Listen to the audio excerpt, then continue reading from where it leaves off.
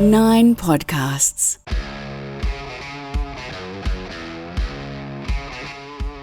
Welcome to The Trade-Off, your daily podcast, of course. All the latest insights from AFL trade period. Lloydy and I will do our best to wrap up the day's action and what is happening going forward. Running out of days, of course, in the trade period. All thanks to Tyre Power Credit. For Tyre Power's great race sale, buy 3 and get 1 free on selected Kumho passenger car and SUV tyres. I'm Jimmy Bartel, joined by the Essendon legend, Matthew Lloyd. Evening, Lloydy. Evening, Jimmy. Now, look, the big news is not actually a trade. It's a lack of trade. Lealier is in limbo. The Saints have said, not for us. We're not going to go ahead with this deal.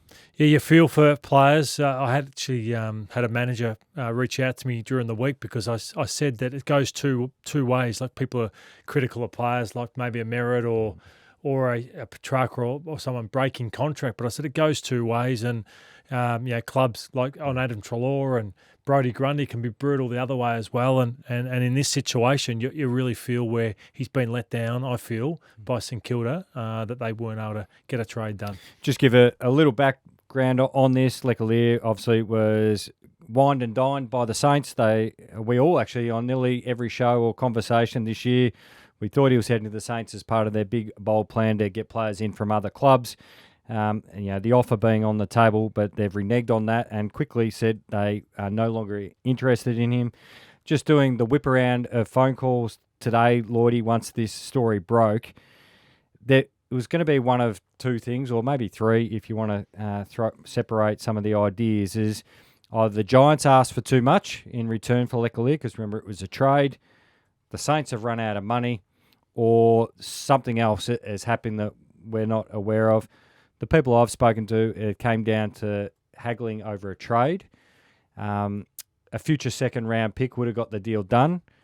The Giants would have accepted that. That's just what I'm hearing from some different people. But then the Saints were asking for more back in return. So give us another pick back as long with Lealier. That was knocked back by the Giants, and the Saints walked away from the deal, which was surprising when you've got so much time still left to haggle over what's best price for Lealier, which makes you then think, is it a salary cap issue? That's right. I think a future second was that's very fair for a guy who struggling to get a game at the Giants for a number of years. So, yeah, that suggests to me that the Saints were looking for a way out of this to pull out, with so many days still left in the trade period.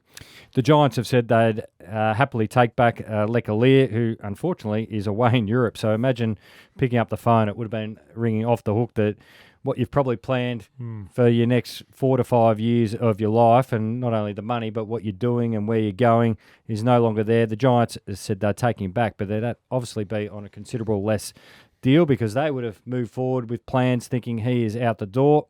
St Kilda told Lealier's management if he couldn't find a future second-round pick for him, and the board did not want to dip into any other futures. So, it's really disappointing, but I still find it strange that you just put an end to it straight away and you couldn't find something there. Well, as we touched on, Jack Silvani came late, and then Cal Wilkie has come out today that Carl Delena has said that they've upgraded his contract. So suddenly I don't think they needed a Lear anymore. Well, if you're just talking the dollars, and again, don't have all the information in front of us, but this is just what everyone's probably doing at the moment. Wilkie's deal, as you mentioned, went up. Jack Silvani at the start of the year probably wasn't on the radar. Flanders probably at the start of the year wasn't on the radar.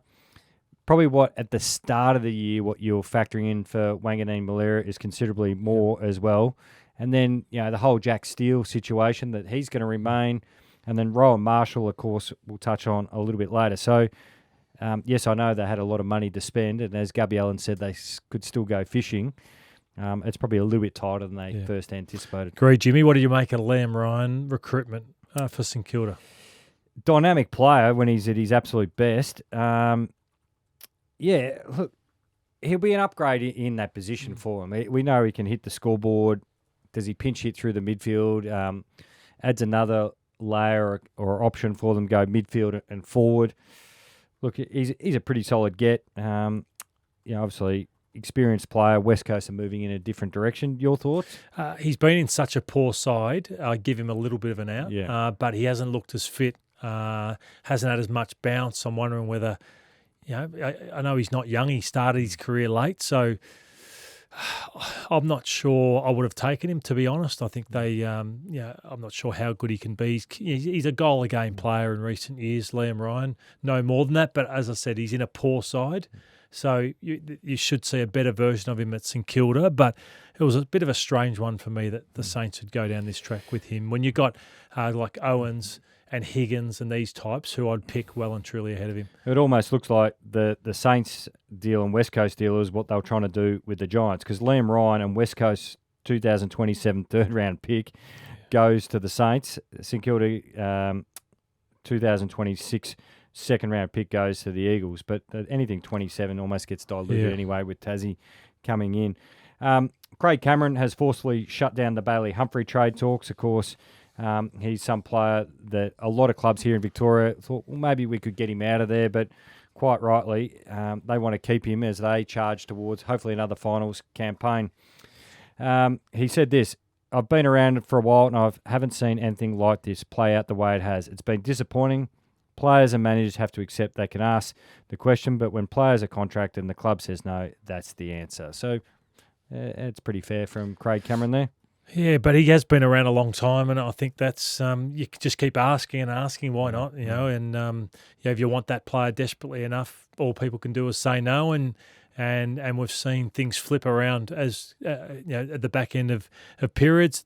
People are obviously asking because they're sensing something with Bailey Humphrey, and you don't go and meet another club if you're totally happy and content. I know I never did that, so it's.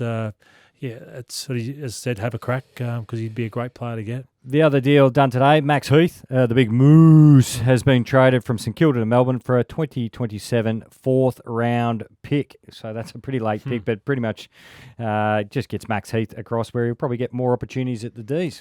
Yeah, well, Maxi Gawn doesn't play too well with other ruckmen, but Heath. I like Max Heath. I was surprised he didn't get more opportunities at St Kilda. So it's hard as a ruckman. You don't get many chances. Rowan Marshall behind. They've had guys like King and other talls there to do the work. But hopefully once Max moves on, that Heath can get a few games. Takes us to our talking point for today, Lloydy. If you're the Gold Coast Suns and you're interviewing Jamarra Ugle-Hagan and you're sitting across from him, what do you want to hear from him? Yeah, I'd just want to talk for hours and hours on end to him and ask the question around, okay, mental health. Yeah, that's a tough one, but how have you helped the situation and how have you made the situation more difficult? Let's talk about the people you hang around with. Are they good for you? How are you going to go up here, where there's a lot of traps and a lot of things that can get you? And I'd want to sit there and listen to him and I'd keep putting the talent to one side because culture's a big thing and you don't want people to come in and upset you and what you do. So, it'd be as much about interviewing Jamarra and getting to the end of the day or two and even get him out on the track and get him doing some things just to see, because, as I said, I've been quite critical of Jamarra blowing up his contract and, as I said, you've got to be very, very careful bring someone in if they can upset the rest of the group. I think a good question to ask too is, what didn't you have or what wasn't provided or opportunity or facility or whatever it may be that the Dogs couldn't give you or someone at the AFL couldn't give you in the last 12 months? And I think that's a fair question to ask. Like, what didn't they do for you?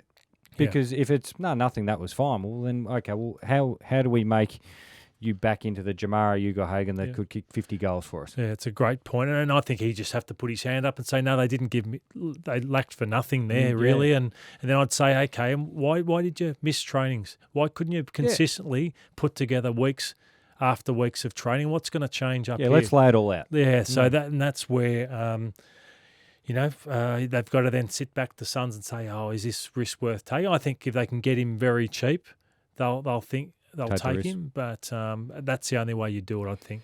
Some players still up in the air. Campbell Chesser, who was a high draft pick, of course, over to the West Coast Eagles. There's been talk of a pick around about the 40s for the Blues has been tabled. Midfielder, dynamic through the contest. We haven't really seen a lot of him because of injuries and form and all sorts of stuff. And as you mentioned, the Eagles, exactly haven't been setting the Yeah. world on fire in recent times. Just good age bracket, potential talent there for the Blues. Yeah, but unfortunately for Campbell, like even his draft year, he was highly touted, and he didn't play a lot that year either. So just been injury crippled. So yeah, he'll maybe get to the Blues, but the Blues aren't doing a lot. So you just keep looking at how can they improve their list to not be stuck around that area of 9th to 12th or 13th. I'm not sure these guys are, again, young player, was highly touted as a kid, but again, not given much away for him. The Zach Merritt needle hasn't moved, but Hawthorn's Rob McCartney said today the club remains eager, of course, to get Zach Merritt, of course, but the Hawks and Bombers are still not engaging in talks at this stage. Rowan Marshall, it was great hearing your thoughts, and I agreed with them yesterday, Lloydy, about, well, if you want to be a number one ruck, you're going to have to move, and Geelong are certainly keen. Again, speaking with people today, I hear that at the moment, the haggling is over the first round pick. Geelong's table pick 19, which is this year's. Yes. But the Saints are more keen on next year's first round draft pick. So it'll be who wins that arm wrestle, or who wants to give up what or concede. But that is the offer on the table at the moment for Rowan Marshall, is pick 19 this year for the Cats. It makes sense for the Saints to ask for next year's. Yeah, and you think. Just do it. To Geelong, do it, and think back yourselves in to be top 4, and just say Rowan Marshall for a pick around 16, 17, and that could help us win a flag next year. Do you still do it? But those around St Kilda are thinking that Rowan Marshall is going to be a St Kilda player by the middle of next week. I know a lot's said, but more and more people keep saying he'll remain at St Kilda. But I think Geelong just need to get him, unless they've got someone else they're going to get in as a ruckman, because they can't ask for Mark Blixarves and Stanley to keep doing what they're doing. Yep, 100%. Time for our tough calls. Thanks to Grunt. No matter what you do it with Grunt. There's nothing tougher. Available exclusively at Bunnings. Heading into day 5 of the trade period, who needs to make a tough call? I'll let you go first this time, Lloydy. I've been taking the new ball too often. I just heard Riley Beveridge today talk about that he expects Curnow to... I heard that. The shift, like the shift around him being at another club next year. And it just had me think about Charlie Curnow and what you and I have shown plenty of vision on Footy Classified of Charlie, and whatever club he plays for, he's got to show more fight and grit to fight through when things aren't going well for him. So he can put it all on Carlton. Yes, their delivery's poor, but there's some players who it doesn't matter what's going on, they'll just fight and they'll scrap through. So that's what I want to make the tough call on Charlie, that don't care what club you're playing for next year. I just look at what Jack Gunston's done and kicking 70 goals, or a Nick Larkey in a poor team kicking 70 goals, and yet Charlie has been outmarked. Ball hits the ground, doesn't offer anything, doesn't lay tackles. So I think he's got to take a good look at himself as well. Yeah, it's a good point you make there. Well, the Cats wouldn't accept that. No. The Swans wouldn't accept that, and nor should Carlton if he remains at Carlton. So, I'd love to see him come back bigger and better and dominate. My tough call, well, it's more I feel for him call. Dylan Smith. Dylan Smith, you might ask, who is that? Well, he's the manager of Lealier and Wade Dirksen. He might need to buy the book How to Make Friends and Influence People, or a nice bedtime routine to get to sleep, because he'll be sweating watermelons tonight, because 2 of his players have had deals taken off the table where they thought they were heading to a new club. Both Giants players. Wade Dirksen had the deal there from Melbourne. The Giants decided to hold him there for another year. Thought, well, actually, he'll get there this year. Melbourne said, we're no longer interested. And, of course, as we spoke about before, Lealier for some time thought he was going to be a Saint, and he no longer has that deal. So poor Dylan Smith is going to have a rest. Can you do something for me? I've heard a lot about Wade Dirksen, but I wouldn't know him. He popped up in my wheat bix or my rice bubble. So who is this man? He gets talked about every year. He does. But he's never played a game, has he? No, he's never played an AFL game. He's played very good football in the VFL. Yeah. Plays as a key back or a half-back flanker, an oversized one. Pretty physical guy, good intercept mark, and a nice kick of the footy. So that's Wade Dirksen. And he'll be on the Giants list next year? Or? No, I think he might be in a bit of limbo as well. Because obviously, and this is why Lealier was looking for opportunities elsewhere. The Giants' back six is pretty stable, and there's a fair bit of talent behind the footy. It's just a lack of opportunities there. Join us tomorrow for a full wrap and insight of Day 5 of the 2025 trade period. For tyre power, great race sale, buy 3 and get 1 free on selected Kumho passenger car and SUV tyres. As always, thanks for your insights, Lloydy. Thanks, Jimmy.